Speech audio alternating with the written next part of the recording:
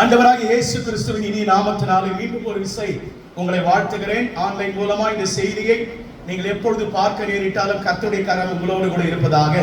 வாசிக்கலாம். கர்த்தர் இந்த 6வது மாதத்திற்கென்று தந்த தேவனுடைய வார்த்தை, கர்த்தருடைய வார்த்தை ஏசாயாவின் தீர்க்கதரிசன புஸ்தகம் 3ஆம் அதிகாரம் 10ஆம் வசனத்துக்கு நேராய் நம்முடைய கவனத்தை திருப்புவோம். ஏசாயா 3:10 எடுத்தவர்கள் சத்தமாய் வாசிக்கலாம்.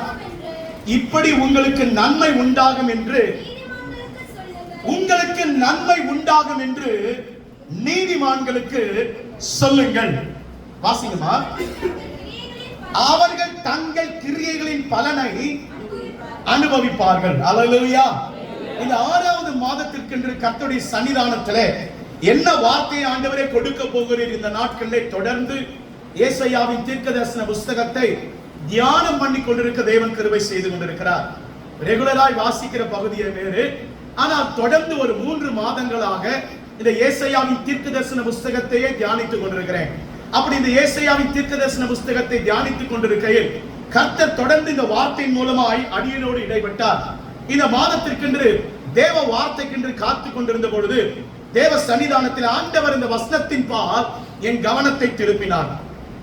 உங்களுக்கு நன்மை உண்டாகும் என்று நீதிமான்களுக்கு சொல்லுங்கள். அல்லேலூயா, அல்லேலூயா. 6வது மாதத்திலே தேவன் கொடுக்கிற வார்த்தை உங்களுக்கு நன்மை உண்டாகும். ஆமென். ஒரு நன்மையும் கிடைக்காதா, என்னுடைய வாழ்க்கையில ஒரு நன்மையும் பெறாதா அல்லது பெற முடியாதா என்று சொல்லி அநேக நம்முடைய வாழ்க்கையில மிகுந்த எதிர்பார்ப்போடு தேவ சன்னிதானத்திலே நாம் எதிர்பார்த்து வந்திருக்கிறோம். அப்படிப்பட்ட உங்களுக்கு நேராக இந்த மாதத்திலே கர்த்தருடைய வார்த்தை வருகிறது. உங்களுக்கு நன்மை உண்டாகும். அல்லேலூயா. இதற்கு முந்தின 1ஆம் வசனத்திலிருந்து தொடர்ந்து நீங்கள் வாசித்து வருவீர்கள் சொன்னால், இஸ்ரவேல் ஜனங்களுக்கு ஆண்டவர் எச்சரிப்பின் சத்தத்தை கொடுத்து கொண்டே வருகிறார். வழி மாறி போன, வழி தப்பி போன தம்முடைய ஜனங்களை சீர்வருந்தும் பொருட்டு ஆண்டவர் பல எச்சரிப்பின் காரியங்களை கொடுத்து கொண்டே வந்து இறுதியில் இந்த 10ஆம் வசனத்தில் ஆண்டவர் சொல்லுகிறார், நீதிமான்களுக்கு நீ சொல்ல வேண்டிய காரியம் என்ன? தீர்க்கதரிசி மூலமாய் ஆண்டவர் திருவுளம் பற்றுகிறார். நீ சென்று உத்தமமாய் வாழுகிற, நீதிமான்களாய் வாழுகிற என் பிள்ளைகளுக்கு சொல்லு, அவருடைய வாழ்க்கையிலே நன்மையை கொடுப்பேன் என்று. ஹல்லேலூயா. இந்த வசனத்தை 2 பகுதிகளாக பிரிக்கலாம். ஒன்று, தேவன் நமக்கு நன்மையை அருள்வார். 2வது, எதன் அடிப்படையில் அந்த நன்மை இருக்குது என்று சொன்னால், அவர் கரத்தின் கிரியைகளின் அடிப்படையிலே. அல்லேலூயா, அல்லேலூயா. பொதுவாக தேவன் ஆசீர்வதிப்பார் என்று சொல்லுவதை விட கர்த்தர் நம்முடைய கரத்தின் கிரியைகளின் அடிப்படையிலே தான் நமக்கு ஆசீர்வாதத்தை அளவீடு செய்கிற கர்த்தர். அல்லேலூயா. ஆண்டவருக்கு சித்தமான இன்றைக்கு இந்த முதல் பகுதியை மாத்திரம் நாம் தியானிக்க இருக்கிறோம். கர்த்தர் சித்தம் கொள்ளுவார் என்று சொன்னால், ஆவியானவர் நமக்கு இடம் கொடுப்பார் என்று சொன்னால், தொடர்ந்து வருகிற நாட்களிலே அதனுடைய பின்பகுதியை நாம் தியானிக்க தேவன் கிருபை செய்வார். உங்களுக்கு நன்மை உண்டாகும் என்று நீதிமான்களுக்கு சொல்லுங்கள். நம்முடைய ஆண்டவர் தம்முடைய பிள்ளைகளுடைய வாழ்க்கையிலே நன்மை என்று வேறு ஒன்றும் செய்யாத தேவன். அல்லேலூயா. அப்ப என் வாழ்க்கையில நான் சந்திக்கிற இத்தனை பிரச்சனைக்கு யார் காரணம்? என் வாழ்க்கையில நான் சந்திக்கிற இத்தனை போராட்டங்களுக்கு, கண்ணீருக்கு என்ன பதில் என்று சொன்னால், நான் சொல்லுவேன், அது நம்முடைய கரத்தின் கிரியைகள் தான். அல்லேலூயா. என் ஆண்டவர் ஒருபோது நம்மை கண்ணீர் வடித்து பார்க்க வைக்கிற தேவன் அல்ல, நம்மை கண்ணீரோடு வாழ வைக்கிற தேவன் அல்ல. ஏனென்று சொன்னால், நமக்காக எல்லாவற்றையும் கல்வாரி சிலுவையில முடித்து விட்ட கர்த்தர் நமக்கு நன்மையை சுதந்தரித்து சவதரித்து வைத்து சென்றார். அல்லேலூயா. இந்த இம்மைக்குரிய வாழ்விலே மாத்திரமல்ல, ஒரு உதாரணத்திற்கு, ஒரு அடையாளத்திற்கு சொல்ல வேண்டும் என்று சொன்னால், அவர் இம்மையிலே மாத்திரமல்ல, தம்முடைய பிள்ளைகள் மறுமையிலேயும் நன்மை பெற்றவராய் வாழ வேண்டும் என்பதற்காகத்தான் அவர் வரும்போது அந்த பலனோடு கூட வருகிறார். உதாரணத்துக்கு வாசிங்கள். ஏசாயாவின் தீர்க்கதரிசன புஸ்தகம் 40ஆம் அதிகாரம் 10ஆம் வசனத்தையும் 62ஆம் அதிகாரம் 11ஆம் வசனத்தின் 2 வசனங்களை வாசிக்க கேட்போம். இதோ கர்த்தராகிய ஆண்டவர் பராக்கிரமசாலியாய் வருவார், வரப்போகிறார். அவர் தம்முடைய புயத்தினாலே அரசாளுவார்.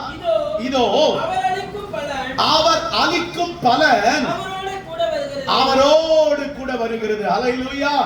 நமக்கு நன்மை உண்டாகும் பொருட்டு நமக்கு கொடுக்கும் பலன் அவர் கொண்டு வருகிறார். வாசிங்கள். 62ஆம் அதிகாரம் 11ஆவது வசனம். ஏசாயா 62:11. வாசிங்க. சீயோன் குமாரத்தியை நோக்கி, இதோ உன் ரட்சிப்பு வருகிறது. இதோ அவர் அருளும் பலன் அவரோடும் அவர் செய்யும் பிரதிபலன் அவருக்கு முன்பாகவும் வருகிறது என்று சொல்லுங்கள். அல்லேலூயா. சீயோனாகிய உங்களை பார்த்து சொல்லுகிறார் ஆண்டவர், அவர் அளிக்கும் பலன் அவரோடு கூட, அவர் அளிக்கும் நமக்கு கொடுக்கும் பிரதிபலன் அவருக்கு முன்பாகவும் நமக்கு வருகிறது. அல்லேலூயா. அப்படி என்றால் தேவன் நமக்கு எப்பொழுதும் தம்முடைய பிள்ளைகளுடைய வாழ்க்கையில நன்மையை கொடுக்கிற கர்த்தராய் இருக்கிறார். அல்லேலூயா. இம்மைக்குரிய வாழ்வானாலும் மறுமைக்குரிய வாழ்க்கையானாலும் தம்முடைய பிள்ளைகளுடைய வாழ்க்கையில நன்மையை செய்கிற கர்த்தர். ஒருவேளை நம்முடைய கரத்தின் கிரியைகள் மாறுபாடானவர்களாக இருந்தாலும் கூட தேவன் அப்படியே விடவில்லை. நம்மை தட்டி, நம்மை திருத்தி, நம்மை நிலைநிறுத்தி மறுபடியும் நன்மை சுதந்திரிக்கும்படிக்கு செய்கிற தேவனாகிய கர்த்தர். அல்லேலூயா. அல்லேலூயா. இந்த 6வது மாதத்தில், இந்த ஜூன் மாதத்தில் கர்த்தர் உங்களுக்கு எனக்கு வாக்கு கொடுக்கிறார். என் நீதிமான்களுக்கு, என் பிள்ளைகளுக்கு சொல்லுங்கள், நன்மை உண்டாகும். எத்தனை பேர் விசுவாசிங்க? இந்த 6வது மாதத்தில் அவரை அண்டிக் கொள்ளுகிற பிள்ளைகளுக்கு நன்மை தவிர வேறு ஒன்றும் அல்ல. கர்த்தர் நன்மை செய்வார். அறிக்கையிட்டுக்கிட்டே இருங்க. இந்த மாதத்துல நல்ல ஜெபம் பண்ணுங்க. இந்த வார்த்தையை வைத்து, தேவரீர் என் வாழ்க்கையிலே நன்மையை கர்த்தர் செய்ய போகிறேன். எப்படிப்பட்ட நன்மைகளை செய்ய போகிறார்? எந்தெந்த நன்மைகளை செய்ய போகிறார்? ஒரு 4 காரியத்தை வேகமாக சுருக்கமாக, ஏனென்றால் குறுகிய நேரம் தான் இருக்கிறது, நேரத்துக்குள்ளதாக முடிக்க வேண்டும் என்பதற்காக ஒரு 4 காரியத்தை வேகமாக உங்களுக்கு முன்பாக வைத்து அதோடு கூட நிறுத்தாமல் இந்த நன்மைகளை பெற்றுக்கொள்ள நாம் செய்ய வேண்டிய காரியம் என்ன என்பதையும் காட்டி கொடுத்து காண்பித்து கொடுத்து நான் கர்த்தருடைய பந்திக்கு நேராக போக விரும்புகிறேன். முதலாவது, கர்த்தர் தம்முடைய பிள்ளைகளாகிய நீதிமான்களுக்கு செய்கிற நன்மை என்ன? சங்கீதங்களின் புத்தகம் 31ஆம் சங்கீதம் 19-20. சங்கீதம் 31:19-20 வாசிக்குமா? உமக்கு பயந்தவர்களுக்கும் உமக்கு பயந்தவர்களாகிய மனுபுத்திரருக்கும் முன்பாக உம்மை நம்புகிறவர்களுக்கும் நீர் உண்டு பண்ணி வைத்திருக்கிற உம்முடைய நன்மை எவ்வளவு பெரிதா இருக்கிறது. இந்த வார்த்தைக்கு நல்ல ஒரு ஆழமான அர்த்தம் உண்டு. நம்ம சில நேரத்துல வேதாகமத்தை அப்படியே நம்ம வாசிச்சுட்டு போயிடுறோம். ஆனால் இந்த நாட்களில் இந்த வசனத்தை தியானிக்கும் பொழுது சங்கீதம் 31:19 தான் வருகிற ஒரு ஞாயிற்றுக்கிழமை கர்த்தருக்கு சித்தமானால் ஆண்டுடைய வார்த்தையை தியானிக்க போகிறோம். இந்த வசனத்திலிருந்து தான் கர்த்தருடைய வார்த்தையை நாம தியானிக்க போகிறோம். இந்த வார்த்தையை தியானிக்கும் போது நன்றாக கவனிங்க. இந்த வேத வசனம் அழகா சொல்கிறது. மீண்டும் எனக்காக ஒரு வாசிக்குமா? உமக்கு பயந்தவர்களுக்கு முன்பாக உம்மை நம்புகிறவர்களுக்கும் நீர் உண்டு பண்ணி வைத்திருக்கிற நன்மை எவ்வளவு பெரிதா இருக்குல்ல. இந்த வார்த்தை கோடிட்டு கொடுங்க. இதன் அர்த்தத்தை வருகிற ஞாயிற்றுக்கிழமை உங்களுக்கு சொல்லுவேன். நாளை தினத்துல இந்த வசனத்தை தியானிக்க போகிறீங்க. எவ்வளவு பெரியது என்கிற ஹீப்ரு வேர்டுக்கு முடிஞ்சா நீங்க சென்று இன்னைக்கு ஆராய்ந்து கொஞ்சம் அந்த வார்த்தைக்கு ஹீப்ருல என்ன வார்த்தை போடப்பட்டிருக்கு, அந்த வார்த்தைக்கு கன்கார்டன்ஸ்ல நீங்க டிக்ஷனரியில என்ன அர்த்தம் என்பதை கண்டுபிடித்துக் கொண்டு வாங்க பார்க்கலாம். சுவாரஸ்யமான 3 காரணங்களை போட்டிருக்கிறார். 3 காரியங்கள் அர்த்தம் கொள்ளும்படிக்கு அந்த இடத்துல மொழிபெயர்க்கப்பட்டிருக்கிறது. எவ்வளவு பெரிதா இருக்கிறது. இப்பொழுது வாசிக்க தொடர்ந்து, மனுஷனுடைய அகங்காரத்திற்கும்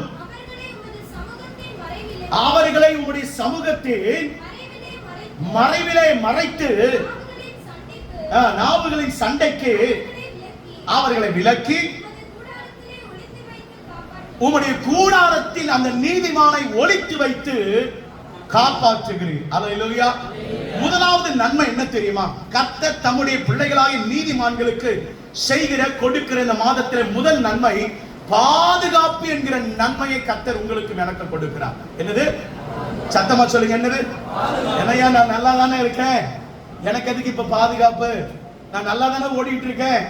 நானும் என் குடும்பமும் என் வீட்டாரும் என் பிள்ளைகளோ வென்றால் நன்றாகத்தானே வாழ்ந்து கொண்டிருக்கிறோம். நன்றாக கவனிங்க.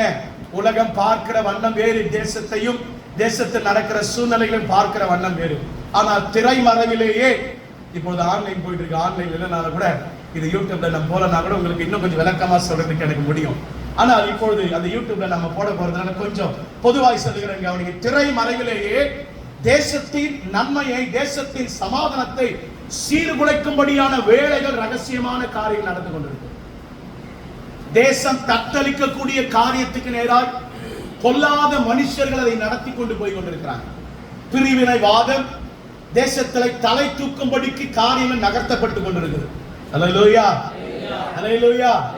கர்த்தருடைய வார்த்தையின்படி சொல்லுகிறேன், கவனிங்கள். இந்த வருஷத்துல கர்த்தருடைய வார்த்தையின்படி நீதியின் சூரியன் உதிக்கும் என்று வாக்கு தந்தாரே. கவனிங்க கவனிங்க, இந்த வருஷத்திற்குள்ள ஒரு மிகப்பெரிய சோதனைக்கு நேராக தேசம் கடந்து போகும். இந்த 6வது மாதத்திற்கு பிறகு நோட் பண்ணி கொள்ளுங்க, மனதில் நிறுத்திக் கொள்ளுங்க. அதை வரும்பொழுது நீங்கள் உணர்வீர்கள். நம்முடைய ஊழியக்காரர் மூலமாக ஆண்டவர் பேசிவிட்டார் என்பதை நீங்கள் உணர்வீர்கள். 6வது மாதத்திலிருந்து தேசம் ஒரு காரியத்துக்கு நேராக போவதை நீங்கள் நானும் கண்டுபிடிக்க முடியும், பார்க்க முடியும். கொரோனாவை விட பல மடங்கு பல காரியம் வீரியம் உள்ளதான இந்த பேண்டமிக் காரியம் ஒன்று சீக்கிரத்தில் உலகளாவிய பாதிப்பை உண்டு பண்ண போய் கொண்டிருக்கிறது. அல்லேலூயா, அல்லேலூயா. ஆனால் இப்பொழுது இதை வைத்துக் கொண்டு இந்த வசனத்தை வாசித்து பாருங்க. கர்த்தர் தம்முடைய பிள்ளைகளாகிய நீதிமான்களை பாதுகாக்கிறார். அல்லேலூயா. இதெல்லாம் சொல்லும் போது கலக்கம் அடையாதீங்க. தேசத்துல இப்படி நடக்க போதா, இப்படி ஆக போதா, இப்படிப்பட்ட ஒரு பேண்டமிக் வரப்போதா, வரும். அது நிச்சயமா வராம இருக்காது. ஏனென்றால் நான் அல்ல, கர்த்தருடைய வார்த்தை இதை திட்டம் தெரியுமா நமக்கு சொல்லிட்டு. அல்லேலூயா. கர்த்தருடைய வார்த்தையின்படிதான் இனி நடக்கும் எல்லாமே. ஆனால் ஒன்றே ஒன்று, அதே கர்த்தருடைய வார்த்தை உங்களுக்கு எனக்கு வருகிறது. என் பிள்ளைகளாகிய நீதிமான்களை நான் காப்பாற்றுவேன். அல்லேலூயா. அதுதான் உங்களுக்கு எனக்கு கிடைக்கிற முதல் நன்மை. வாசப்படிக்கு வரும், வாசப்படி உள்ள தாண்டி உங்களுக்குள்ள வராது. விசுவாசிக்கிறீங்களா? உங்களுக்கு எனக்கு பாதிப்பு இருக்காது. உங்களை என்னை கர்த்தர் பறந்து காக்கும் பட்சிகளை போல காத்தா ஒரு விசை இப்ப என்ன பண்ண போறாரு? காப்பாற்ற போகிறார். அல்லேலூயா. ஒரு விசை காப்பாற்றினார். நான் அடிக்கடி சொல்லுவோம் இல்லையா, நாம கொரோனா நாட்கள்ல அவ்வளவு பாதுகாப்பெல்லாம் நாம ஒண்ணும் இல்லை. நம்ம வீட்டுக்குள்ள தாண்டி வராதபடிக்கு அவ்வளவு சுத்தபத்தமா அவ்வளவு நம்ம பாதுகாப்பெல்லாம் ஒண்ணுமே கிடையாது. பக்கிங்காம் இளவரசருடைய அரண்மனைக்குள்ள போய் யாருக்கு வந்துருச்சு? இளவரசை விடவா சார்லஸை விடவா நம்ம ரொம்ப பாதுகாப்பா இருந்தோம். அவருக்கே கொரோனா தொட்டுச்சு. ஆனால் கர்த்தர் உங்களை என்னையும் பாதுகாத்தார். அதான் உண்மை. அல்லேலூயா. அதே ஆண்டவர் வாக்கு கொடுக்கிறார், என் பிள்ளைகளை நான் கொடுக்கும் முதல் நன்மை என்னன்னா பாதுகாப்பேன். ஆமென். சங்கீதங்களின் புத்தகம் 12ஆம் சங்கீதம் 5ஆம் வசனத்தில் ஆண்டவராகிய தேவன் இப்படி சொல்லுகிறார். சங்கீதம் 12:5. ஏனெனில் வாசிங்கயா, கர்த்தர் நீதிமானை சோதித்தருகிறார், துன்மார்க்கனையும் கொடுமையில் 12:5. சங்கீதம் 12:5. பாழாக்கப்பட்ட நிமித்தமும் எளியவர்களின் விடும் பெருமூச்சு நிமித்தமும் நான் இப்பொழுது எழுந்து அவன் மேல் சீறுகிறவர்களுக்கு அவனை காத்து சுகமாயிருக்க பண்ணுவேன் என்று தேசத்துல என்ன தீமைகள் எழும்பி காரியங்களை செய்ய பொல்லாதவர்கள் திட்டம் பண்ணினாலும் என் ஆண்டவர் வாக்கு கொடுக்கிறார், என் ஜனத்திற்கு நான் பாதுகாப்பு. அல்லேலூயா. அதே சங்கீதம் 27ஆம் சங்கீதம் 5ஆம் வசனத்தை வாசித்து பார்ப்பேன் என்று சொன்னால் 27ஆம் சங்கீதம் 5, தீங்கு நாளில் அவர் என்னை தம்முடைய கூடார மறைவிலே வைத்து என்னை ஒளித்து வைத்து பாதுகாக்கிறார். அல்லேலூயா. எப்படி வைக்கிறாராம்? ஒளித்து வைத்து என்னை பாதுகாக்கிறார். வருது தீங்கு, வருது தீமையான காரியங்கள் வருகிறது. இவைகளின் மத்தியில ஆண்டவர் வாக்கு கொடுக்கிறார். எப்படி பாதுகாப்பனா? என் கூடாரம் இருக்கிறது. அவருடைய கூடாரம் எது? அவருடைய கூடாரம் எது? தேவ சமூகம். இன்னொரு பேரு ஆலயம். அல்லேலூயா. அவர் கூடாரம் என்று சொல்வது ஆலயம். இப்ப சொல்லுங்க, உங்களுக்கு எனக்கு நன்மை எங்க கிடைக்கும்? உங்களுக்கு எனக்கு பாதுகாப்பு எங்க உண்டு? உலகத்துல இல்ல, நாம கட்டி வைத்திருக்கிற வீட்டுக்குள்ள இல்ல.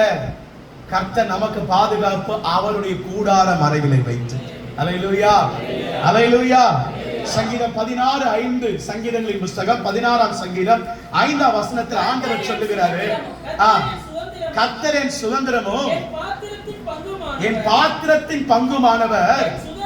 என் சுதந்திரத்தை ஆண்டவர் நம்மை மாத்திரமல்ல நம் சுதந்திரத்தையும் பாதுகாக்கிற கர்த்தர்.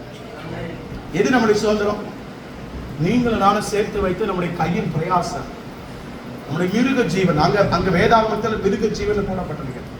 நான் சொல்லுகிறேன், கர்த்தர் நம்மை சேர்ந்த எல்லா காரியத்தையும் நம்மை மாத்திரமல்ல நமக்குண்டான எல்லாவற்றையும் பாதுகாக்கிற கர்த்தர். 36ஆம் சங்கீதம் 6ஆம் வசனத்துல, கர்த்தாவே நீர் மனுஷனையும் மிருக ஜீவனையும் பாதுகாக்கிற கர்த்தர்.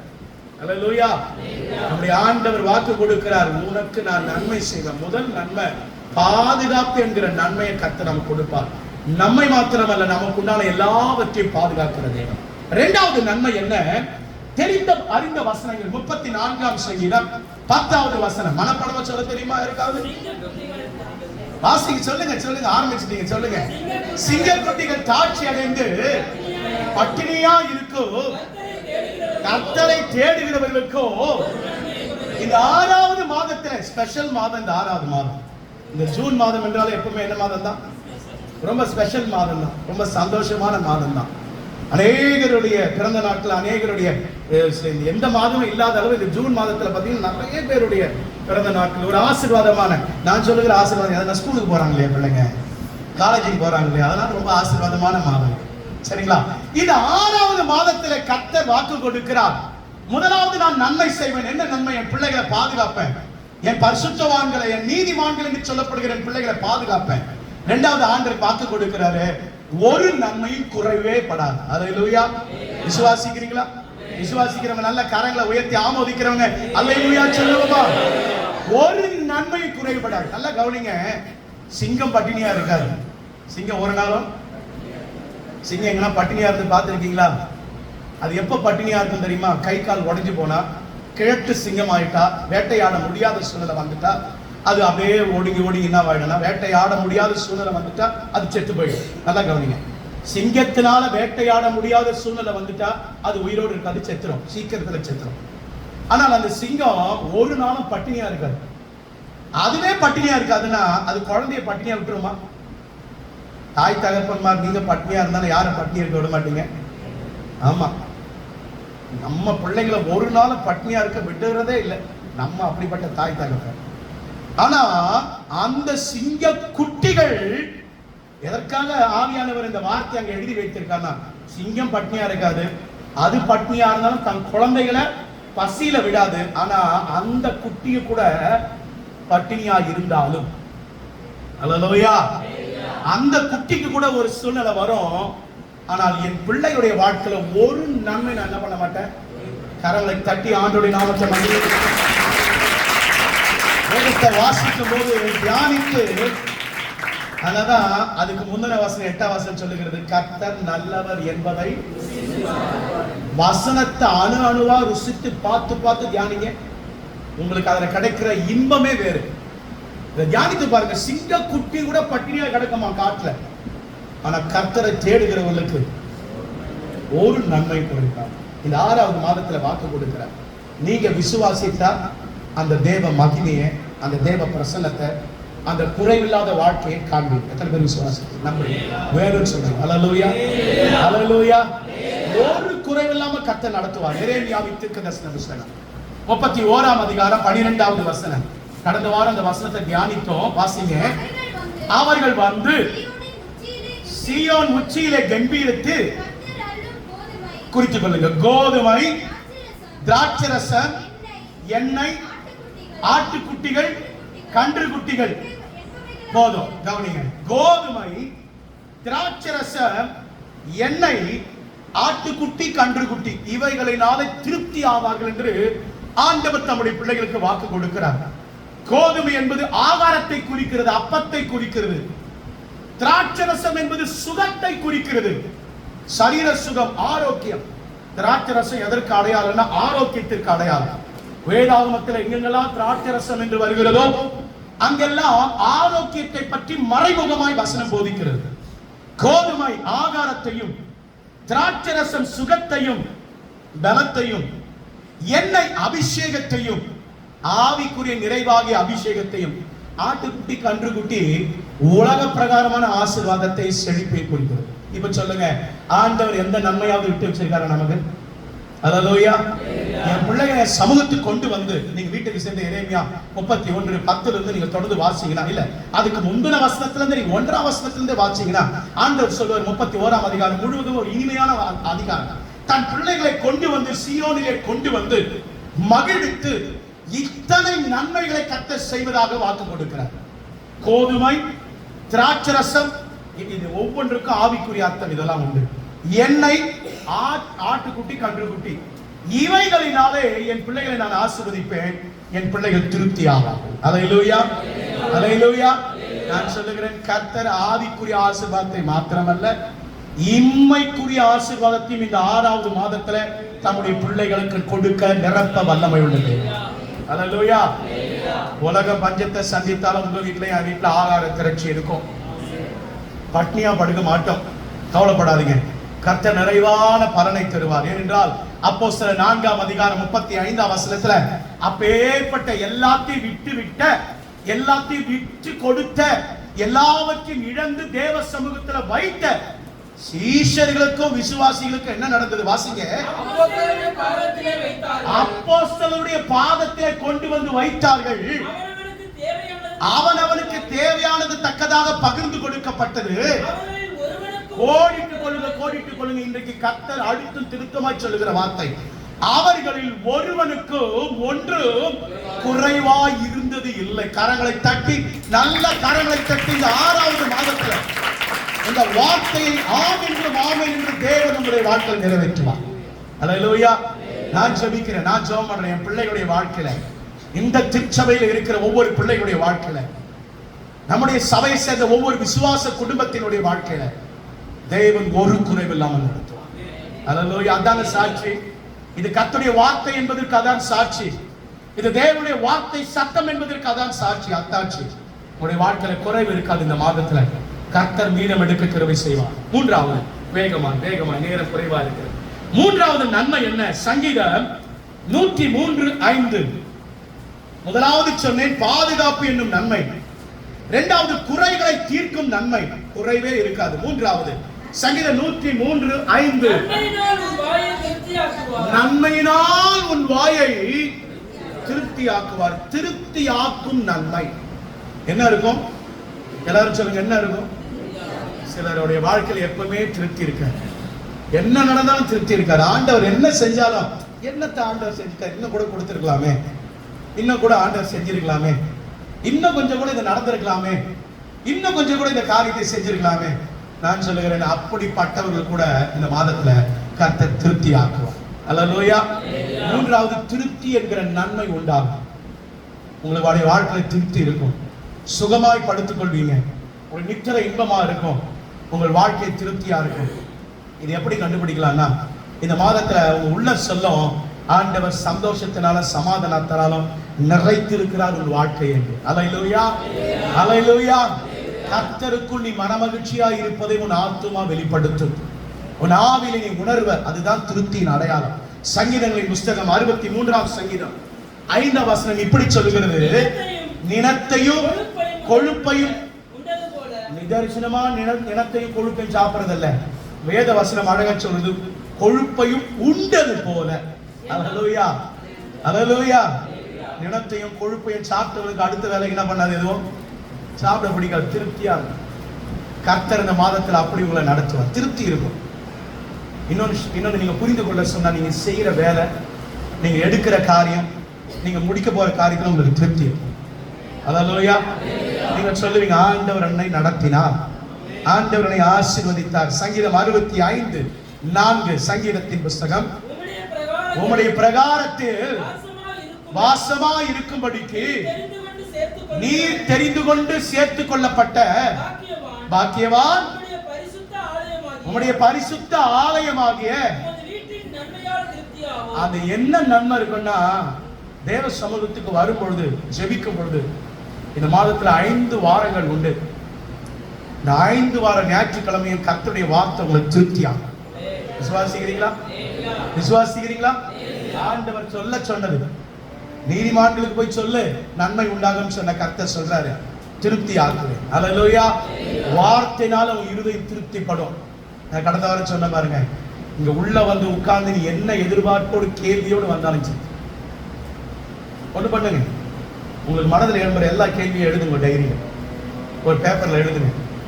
இந்த கேள்விக்கெல்லாம் எனக்கு பதில் வேணும் ஆண்டவரேன்னு சொல்லி எடுத்துட்டு வாங்க. இந்த 5 வாரம் சவால் விட்டு சொல்லுகிறேன், கர்த்தர் உங்களுக்கான பதில் கொடுப்பார். அல்லேலூயா. அதுதான் தேவ சன்னிதானத்தில் கிடைக்கிற திருப்தி. தேவ சமூகத்துல நன்மையினால திருப்தி ஆகும்.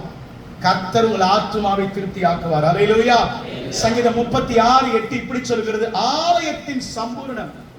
சங்கீதம் 17:15 சொல்லுகிறது, தேவ சாயலால் திருப்தி. அல்லேலூயா. தேவ ஆலயத்துல நமக்கு கிடைக்கிற திருப்தி எதன் அடிப்படைனா அவருடைய சாயலினால் திருப்தி ஆகும். அல்லேலூயா. முதலாவது சொன்ன பாதுகாப்பு என்ற நன்மை.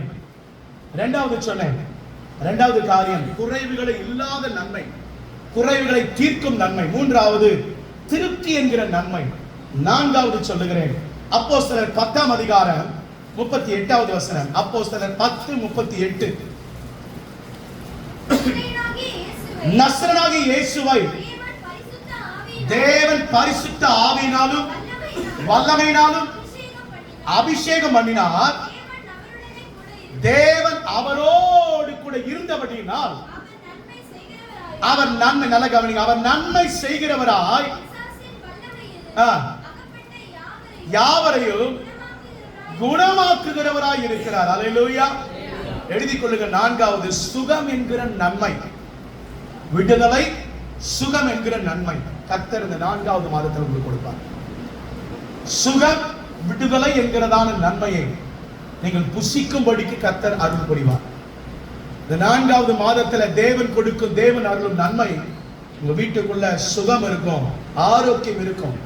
ஏன்னா கர்த்தர் நமக்கு வாக்கு கொடுத்திருக்கிறார், நீதியின் சூரியன் உதிக்கும் போது அவர் செட்டைக்கில் என்ன இருக்குமா? ஆரோக்கியம் இருக்கும், சுகம் இருக்கும், பாதுகாப்பு மட்டும் இல்ல விடுதலையும் இருக்கும். கர்த்தர் கொடுப்பார். பிரியமான தேவ பிள்ளைகளை, 18 வருஷமா கூனியா இருந்த, ஆலயத்துக்கு வந்து போய் கொண்டிருந்த, 18 வருஷமா கூனியாவே வந்து போய் கொண்டிருந்த ஒரு சகோதரியை குறித்து லூக்கா எழுதின சுவிசேஷம் 13ஆம் அதிகாரத்தில் வாசிக்கிறோம். கர்த்தர் அவள் படுகிற வேதனையை பார்த்து 11, 12 மற்றும் 16 இந்த 3 வசனங்களை குறித்து கொண்டு வீட்டுக்கு சென்று வாசிச்சு பாருங்க. ஆண்டவர் அவளுக்கு அந்த சுகத்தை கொடுக்கிறார். கேட்கிறாங்க, இங்க ஓய்வு நாள்ல நீ சுகத்தை கொடுக்கிறது நியாயமா? அப்ப ஆண்டவர் சொல்றாருப்பா, 18 வருஷமா கட்டப்பட்டு வைத்திருக்கப்பட்டிருக்கிறார். பலவீனம் என்கிற ஆவி இவளை கட்டி வைக்கப்பட்டிருக்கிறது. அவளை விடுதலையாக்க வேண்டியது இது. அதுக்காக தானே நான் வந்திருக்கிறேன். அதுக்காகத்தானே என் பிள்ளைகளுக்கு நன்மை செய்யும்படிக்காக தானே வந்திருக்கேன். ஒருவேளை எத்தனை வருஷம் இந்த பலவீனத்தோடு நீ சுமந்து கொண்டு இந்த ஆலயத்துக்கு வந்து போய் கொண்டிருந்தாலும், ஒருவேளை தீரவே தீராது என்று மருத்துவர்கள் சொல்லிவிட்டார்கள், இது என்னோடு பிறந்து என்னோடு கூட வளர்ந்து என்னோடு கூட சாக போகிறேன் என்று சொல்லுகிறீங்களோ, கர்த்தர் அப்படிப்பட்டவங்களுக்கு சொல்றாரு. ஒருவேளை இந்த வீடியோ பதிவு, இந்த செய்தியை கேட்டுக் கொண்டிருக்கிற தேவ ஜனமே, நீங்க யாரா இருந்தாலும் இந்த மாதத்துல கர்த்தர் நீங்கள் சந்தித்துக் கொண்டிருக்கிற, அனுபவித்துக் கொண்டிருக்கிற அந்த பலவீனத்தை கர்த்தர் மாற்ற போதுமானவர். ஆண்டவர் வாக்கு கொடுக்கிறாரு, சுகம் என்கிற நன்மை உனக்கு உண்டாகும், விடுதலை என்கிற நன்மை உனக்கு உண்டாகும். அல்லேலூயா. சங்கீதம் 107:20 வாசிக்கலாமா? சங்கீதம் 107ஆம் சங்கீதம் 20வது வசனம் எல்லாருக்கும் தெரிந்த பரிச்சயமான, அடிக்கடி உபயோகிக்கிற வார்த்தை. அவர் தம்முடைய வசனத்தை அனுப்பி எதை அனுப்பி சுகப்படுத்துவாரு? அதான் அடிக்கடி இந்த வார்த்தை சொல்லி நான் ஜெபம் பண்றது வழக்கம். பலவீனப்பட்டவர்கள் வரும்போது அவர்களுக்காக ஜெபம் பண்றதுல முக்கியமான வார்த்தை சங்கீதம் 107:20 மறக்காதீங்க. வசனத்தை அனுப்பி சுகமாக்குவார். அல்லேலூயா.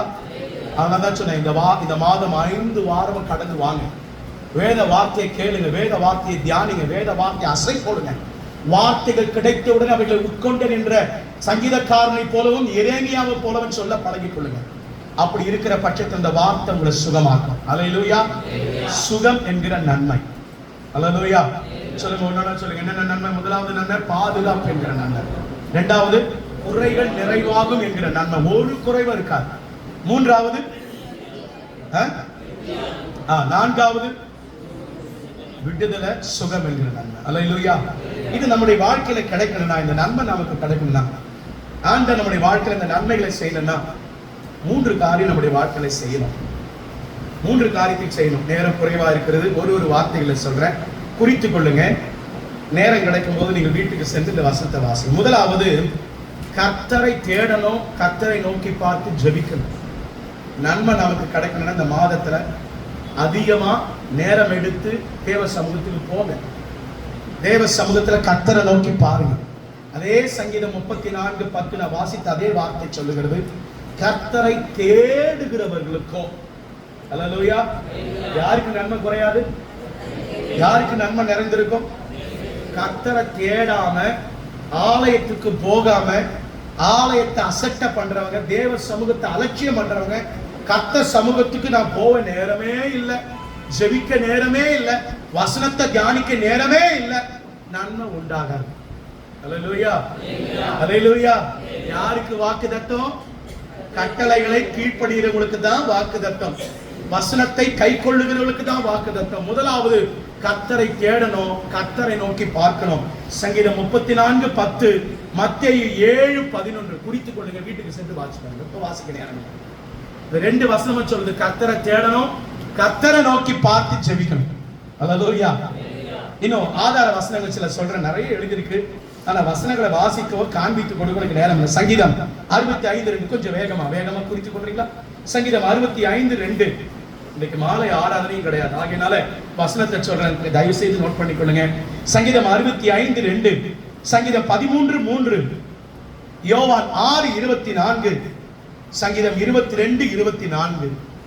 இந்த வசனத்தெல்லாம் நீங்க கண்டிப்பா ஒரு முறையாவது வாசிங்க. கர்த்தரை தேடுகிறவர்களுக்கு, கர்த்தரை நோக்கி பார்க்கிறவர்களுக்கு அந்த நன்மை உண்டாகும். இரண்டாவது, யாருக்கு இந்த நன்மை கிடைக்கும்? மீகாவின் தீர்க்கதரிசன புத்தகம். இந்த வசனத்தை மாத்த கொஞ்சம் வாசிப்போமா? முக்கியமான வசனம் மீகா 2:7. மீகாவின் தீர்க்கதரிசன புத்தகம் 2ஆம் அதிகாரம் 7ஆம் வசனம். யாக்கோபின் வம்சம் என்று பெயர் பெற்றவர்கள் கர்த்தருடைய ஆவி, அதாவது யாக்கோபு என்று பெயர் பெற்றிருக்கிறவர்களே, அப்படிதான் அந்த தோரணையில தான் அங்க எழுதியிருக்கிறது. கர்த்தருடைய கை குறுகி இருக்கிறதோ, நான் கூட வசனம் வேற மாதிரி இருக்கிறதோ நினைச்சிட்டேன். சரி வாசிக்கமா. அவருடைய கிரியைகள் இவைகள் தானோ, அதாவது அங்க எப்படி போடப்பட்டிருக்கு தெரியுமா? பிள்ளை கவனி, எப்படி போட்டிருக்கு தெரியுமா? யாக்கோபின் வம்சத்தாரே, கர்த்தருடைய கை குறுகி போயிருக்குதா? செம்மையானவர்களே, கர்த்தரால் அற்புதம் செய்ய முடியல நினைக்கிறீங்களா? கர்த்தரால் இதை செய்ய முடியாது நாம நினைக்கிறோம், இது அது இல்ல இல்ல. வசனம் அழகா சொல்கிறது. இப்ப இந்த தோரணையில வாசிக்க பார்க்கலாம். மறுபடியும் முதல் வார்த்தையில இருந்து, யாக்கோபின் வம்சம் என்று பேர் பெற்றவர்களை. நீங்க எல்லாம் யார் இங்க உட்கார்ந்துட்டு இருக்க? யாரெல்லாம்? எல்லாரும் ஆவிக்குரிய இஸ்ரவேலர்கள், ஆவிக்குரிய யாக்கோபின் வம்சத்தார். இப்ப உங்களை பார்த்து ஆண்டவர் சொல்றாரு, ஆவிக்குரிய யாக்கோபின் வம்சத்தாரே, என் கை குறுகி போயிட்டோ. வாசிக்குமா. அவருடைய கிரியைகள் இவைகள் தானோ, செம்மையாய் நடக்கிறவனுக்கு. நல்ல கவனிங்க, சொல்லிட்டு ஆண்டவர் சொல்றாரு, செம்மையாய் நடக்கிறவனுக்கு என் வார்த்தைகள் நன்மை செய்யாதோ. அல்லேலூயா. செம்மையாய் நடக்கிறவனுக்கு அப்ப என்ன உண்டாகும்? சொல்லுங்க, என்ன உண்டாகும்? கர்த்தரை தேடணும், நோக்கி பார்க்கணும். இரண்டாவது, எப்படிப்பட்ட நடக்கை உடையவர்களா இருக்கணும், வாழ்க்கை உடையவர்களா இருக்கணும்? செம்மையான வாழ்க்கை. வலதுபுறம் இடதுபுறம் சாயக்கூடாது. எதற்காகவும் யாருக்காகவும் நம்முடைய பரிசுத்தத்தை விட்டுக் கொடுக்க கூடாது. எதற்காகவும் உத்தமத்தை தவறி நாம் என்ன பண்ணக்கூடாது? நடக்கவே கூடாது. அல்லேலூயா.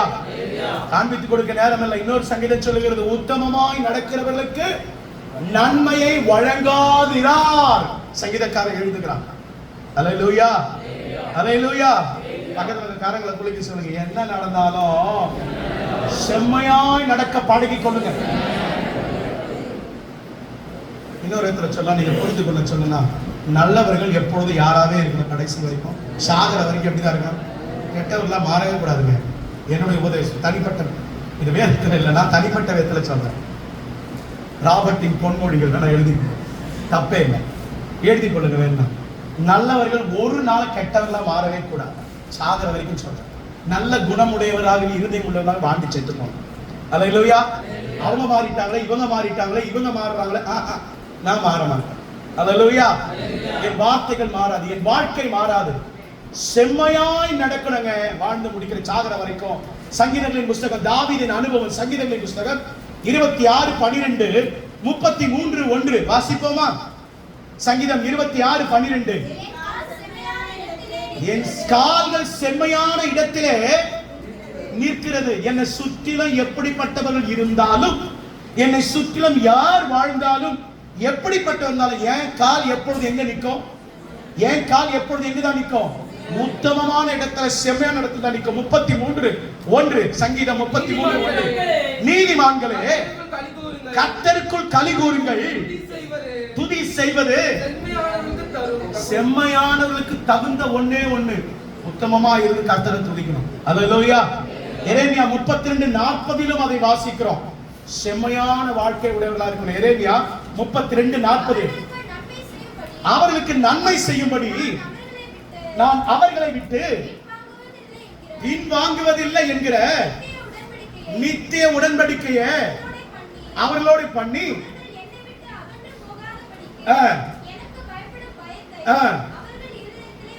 வைத்து அவர்களுக்கு நன்மை செய்யும்படி போதும். அவர்களுக்கு நன்மை செய்யும்படி அவர்கள் பேர்ல எப்பொழுதும் சந்தோஷமா இருக்கும். செம்மையா நடக்கும்போது அல்லேலூயா. மூன்றாவது சொல்லி முடிக்கிறேன். மூன்றாவது, இந்த நன்மைகளா நம்முடைய வாழ்க்கையில உண்டாகணும்னா முதல்ல சொன்ன ஜெபிக்கணும், கர்த்தரை தேடணும்.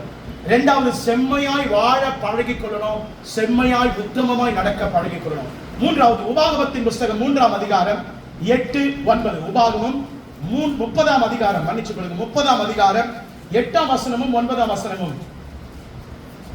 அவர்களுடைய தேசத்தை நீயோ மனம் திரும்பி கர்த்தரின் சத்தத்திற்கு செவி கொடுத்து. போதும், எனக்கு நேரம் இல்லை. நீயோ மனம் திரும்பி கர்த்தரின் சத்தத்திற்கு. அப்ப எப்ப கர்த்தர் நம்மை ஆசீர்வதிப்பார், நன்மை கொடுப்பாரு? மனம் திரும்பி தேவ சத்தத்திற்கு செவி கொடுக்கிறோமா? கர்த்தர் கொடுக்கிற அந்த வார்த்தைக்கு நம்ம செவி கொடுக்கிறோமா? கர்த்தருடைய வார்த்தைக்கு கீழ்ப்படுகிறோமா? நீங்களோ நானோ வென்றால், நம்முடைய திருச்சபையோ வென்றால், கர்த்தருடைய சத்தத்துக்கு செவி கொடுத்தா கர்த்தர் நன்மையை கொடுப்பார். எரேமியா 15:19 வாசிக்காதீங்க, தயவு செய்து குறித்துக் கொள்ளுங்க. எரேமியா 15:19, சகரியா 9:12. நம்பிக்கை உடைய சிறைகளே அரணுக்குள் திரும்புங்கள், இரட்டிப்பான நன்மை தருவேன். எப்ப தர போறாரா? இந்த 6வது மாதத்தில் தருவாரா? எழுந்து நிற்போமா? கர்த்தர் தாமே இந்த வார்த்தையின்படி உங்களை ஆசீர்வதிப்பாராக. ஆமென்.